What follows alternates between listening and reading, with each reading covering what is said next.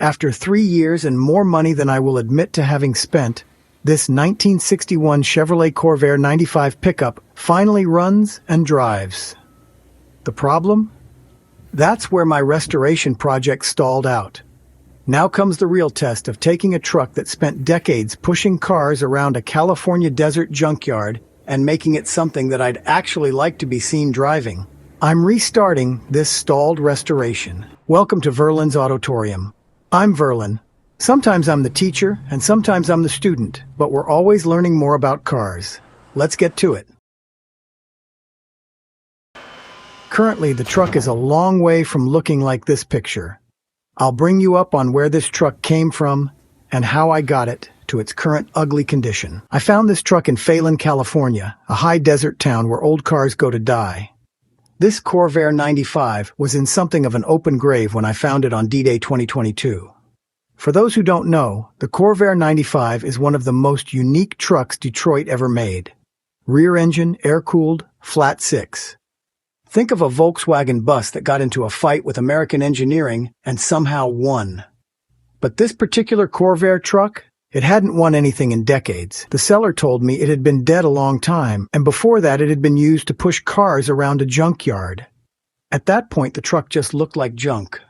The engine? It would turn, sort of. 3/4 of a rotation, then stop, like it was saying, "I'm done, let me die in peace." But here's the thing about car guys. We see potential where normal people see scrap metal and tetanus. I bought it.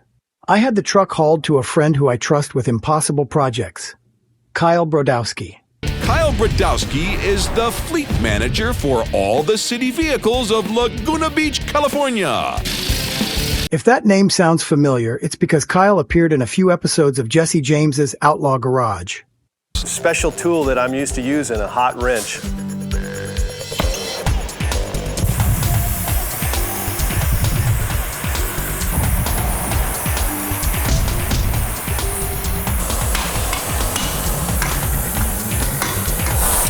Done. My favorite tool. Kyle has forgotten more about engines than I will ever know. But my engine? Someone had swapped in a car engine. The truck engines were slightly beefier than car engines. I decided I'd look for a correct replacement. We pulled the engine. Everywhere on the rest of the truck wasn't pretty either. Doors would not open or rattled badly. Window glass was out. Every weather seal was shot. Brake lines and cylinders were trash. Wheel bearings? Toast. We made a decision, replace or rebuild everything. Every seal, every bearing, every hose. The only thing we kept was the steering box, and that was only because it actually worked well. Purchases from Clark's Corvair and California Corvair became a small mortgage. I needed a proper truck engine. I found one advertised in Arizona, rebuilt, ready to go. There was just one problem. How do you transport a 400-pound Corvair engine from Arizona to California? Most people would rent a truck, but I put it in the passenger seat of my E36 BMW. Yes, you heard that right. I built a custom wooden platform over the reclined passenger seat and strapped in the Corvair engine. I drove it across state lines like I was carpooling with the world's strangest passenger. The looks I got at gas stations were interesting. Back in California, Kyle and I installed that rebuilt engine, a new clutch, a rebuilt gearbox, and everything else. We upgraded to a modern alternator. Then, the moment of truth. We turned the key. It started, but it ran rough. Compression tests revealed the truth.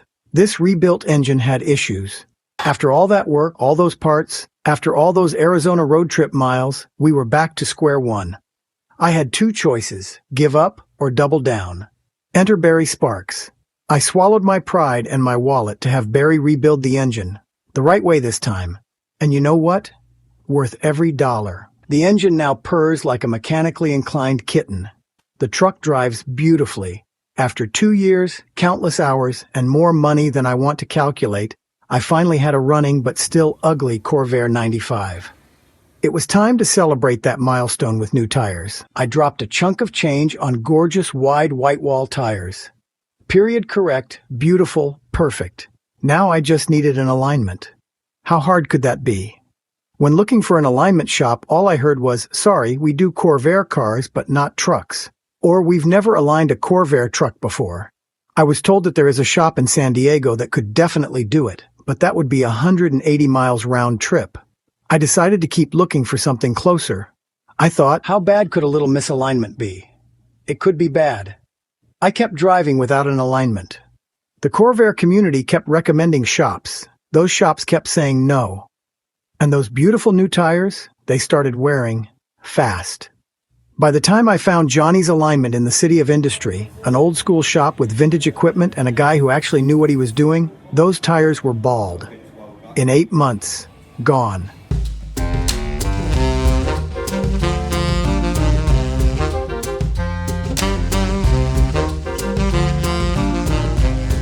Johnny's has all the old alignment tools. Toe plates to check for toe in or toe out.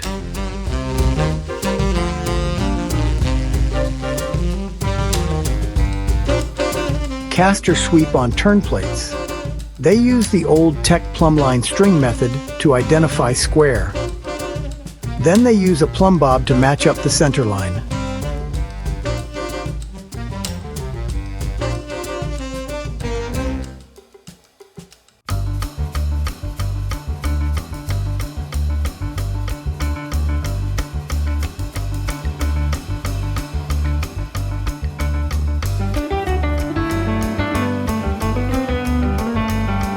A check on the bubble camber gauge, and we were good.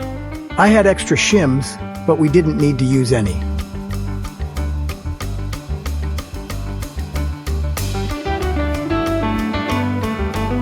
In less than an hour it was done, and I had 4 aligned wheels. Johnny's charged me less than $100. The alignment was perfect. I learned an expensive lesson. I was reminded of a few things from my foolish choice. 1. Don't keep driving on new tires without an alignment. 2. The boring stuff matters just as much as the cosmetics. 3. Don't buy a so-called rebuilt Corvair engine in northern Arizona. Here's where we are now. The truck runs perfectly. The alignment is dialed in. Once I replace those murdered tires, this truck will drive like it's 1961 again. This truck pushed cars around a desert junkyard, then sat for years. It's on engine number 3. It's seen better days, but it's alive. And that's a good place to restart this stalled project from. So what's left? Everything. The body needs work. The chrome needs attention. The paint tells the story of bad repaints and decades of years of sun damage in the California desert. Some people love patina, not me. The next video is going to be a complete walk-around assessment.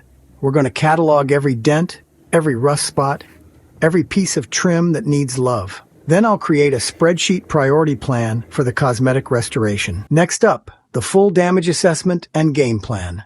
Join me for this journey documenting the cosmetic restoration of this truck as I take it from ugly to a fantastic head turner. If you like what you've been watching, please leave a comment and subscribe to the channel. See you next time.